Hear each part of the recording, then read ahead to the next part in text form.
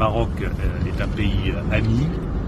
Nous avons des relations historiques que chacun connaît qui sont extraordinairement profondes et qui l'emportent sur tout. Il peut y avoir toujours dans des relations des malentendus, des incompréhensions. Les malentendus sont faits pour être levés, les incompréhensions sont faites pour être levées. C'est le cas aujourd'hui. J'ai eu l'occasion de rencontrer hier le Premier ministre du Royaume du Maroc. Je le remercie du temps qu'il m'a consacré. Il se trouve que je le connais très bien parce qu'il a été ministre de l'Agriculture en même temps que moi. Il m'a même rappelé qu'il avait formulé une invitation il y a quelques années à un salon d'agriculture à Meknes que je n'ai pas honoré.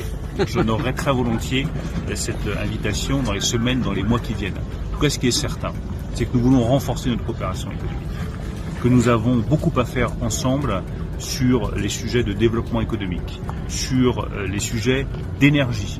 Le Maroc va être un pays leader en matière d'énergie renouvelable, un pays leader en matière d'hydrogène vert, un pays leader en matière d'énergie décarbonée, notamment avec l'énergie solaire ou avec l'énergie éolienne. Nous pouvons et nous voulons travailler ensemble sur ce sujet-là.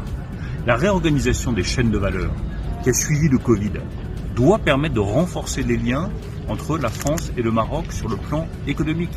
Vous voyez, nous avons beaucoup de perspectives positives devant nous. Je suis convaincu que nous allons accélérer et renforcer la relation économique entre le Royaume du Maroc et la France, sur la base, une fois encore, pas simplement de contrats entre une entreprise ou une autre, mais sur la base de grands projets stratégiques. En tout ça, c'est ce que je suis venu porter ici, mon amitié pour le Maroc et notre volonté de travailler ensemble, pas simplement à des contrats singuliers, mais à de grands projets stratégiques qui ont trait au développement en Afrique, aux énergies renouvelables et à l'innovation. Sur la question du Sahara, par exemple, la position de la France pourrait évoluer, pourrait rejoindre celle de l'Allemagne, celle de l'Espagne. Je ne suis pas ministre des Affaires étrangères, je suis ministre de l'économie et des finances, mais dans le domaine qui est le mien, qui est un domaine très important de notre relation, nous avons des perspectives de développement, pas simplement, je peux le redire, sur la base d'un contrat ou d'un autre contrat.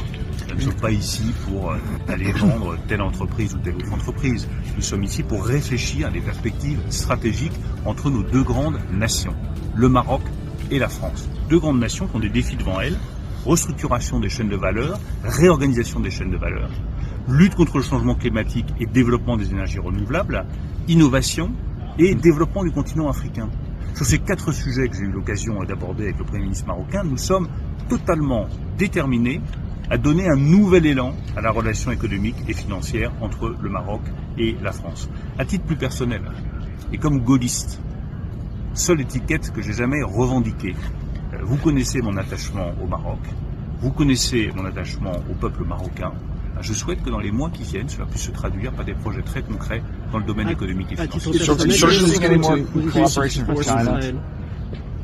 Il n'y a pas de titre personnel à exprimer sur ce qui se passe en Israël. Les attaques